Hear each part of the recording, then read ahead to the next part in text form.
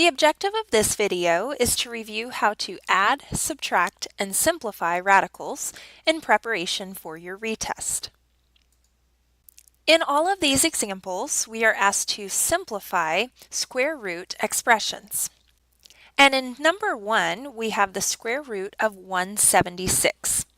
Let's first use our calculator to check and see if 176 is a perfect square. To do that, we'll use second x squared and type in our number 176. Because the answer is a decimal, 176 is not a perfect square. So we'll have to draw out a factor ladder to see if there are any pairs that represent perfect squares hiding within it. So let's do, I know 2 is going to divide it because it's an even number.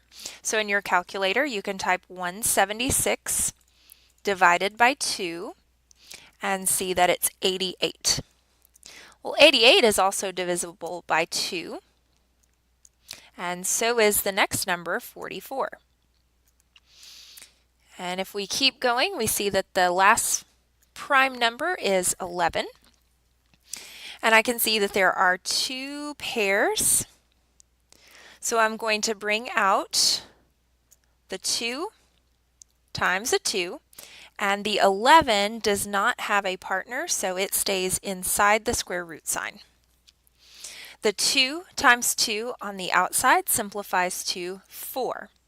So final answer is 4 square roots of 11.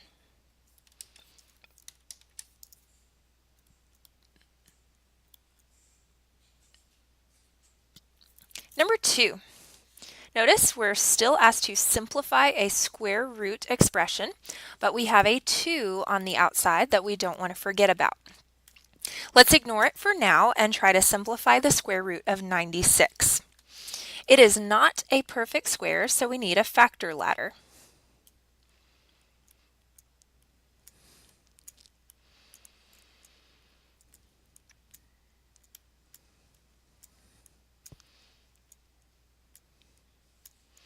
Okay, so we have some pairs. We have this pair of 2's, another pair of 2's, and then a 2 and a 3 left over. So I'm going to bring out those pairs just like I did on my first example. And then there's a 2 and a 3 that stay inside. And we also can't forget about the 2 that was in front to begin with. Okay, so let's simplify this. The outside part, 2 times 2 times 2 simplifies to 8. And on the inside, 2 times 3 simplifies to 6. Number 3, notice this time we have variables involved.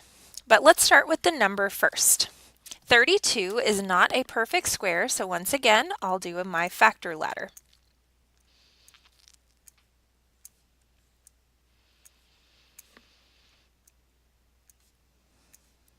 Okay, so I've got 2 pairs of 2's yet again.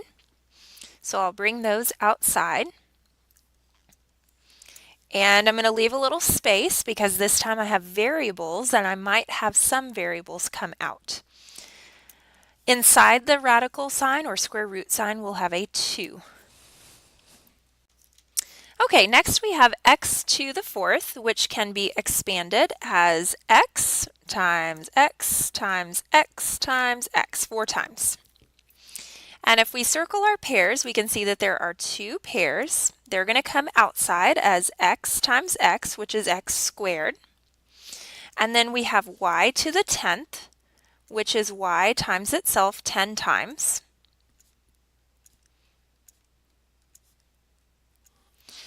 And if we circle our pairs, we can see that there are 1, 2, 3, 4, I forgot my 10th y, 5 pairs. So we'll have a y to the 5th and no leftover y's on the inside. There is a rule that says when there's an even exponent, like on both of those, 4 is even and 10 is even. Remember, if it's even, you just divide by 2. 4 divided by 2 gives us this 2. And this even exponent 10, 10 divided by 2 gives us 5. Let's simplify our final answer.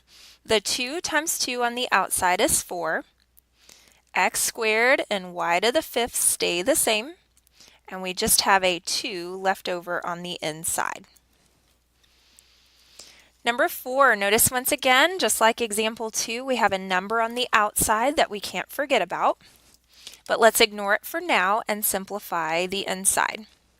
60 is not a perfect square, so I'm going to draw my factor ladder. 15 is not divisible by 2, so we try 3, and that works. 3 times 5 gives us 15. So there's only one pair of 2's, so that's going to come out. And there's a 3 and a 5 left over on the inside. Next we have x to the 7th, which if we write it out, it would be x times itself 7 times. And there are 1, 2, 3 pairs. That makes x cubed on the outside, and there's one leftover x that has to stay inside. Next we have y to the 4th, which expanded looks like this. You can see that there are 2 pairs, so y squared comes outside. Just a quick note, once again, you could use the rule for your variables with exponents.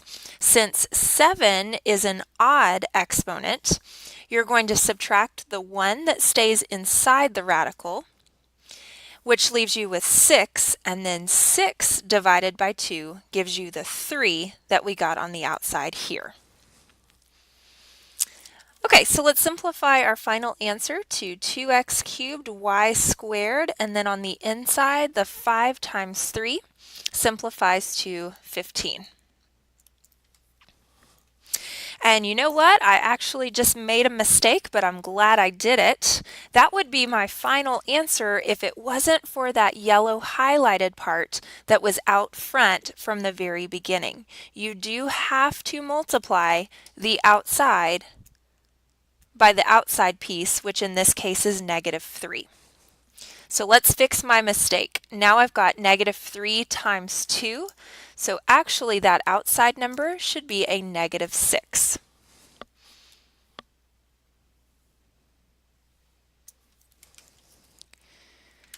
All right, moving on, number 5. Notice again, I don't want to forget it this time, there's a 2 on the outside and a 64 on the inside. 64 is a perfect square, so we don't have to do a factor ladder. The square root of 64 is just 8. So really all we have to do here is take the 2 that was on the outside and multiply it times the square root of 64, which is 8. So final answer, 2 times 8 is 16. In number 6, you can see we're adding 2 square root expressions together. For adding and subtracting square root expressions, you have to first simplify the radicals if possible, and then combine like terms. The square root of 2 in both of these cannot be simplified.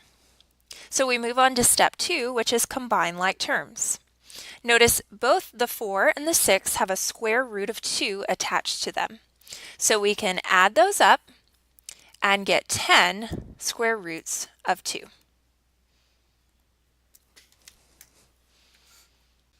We'll continue this review in the next video.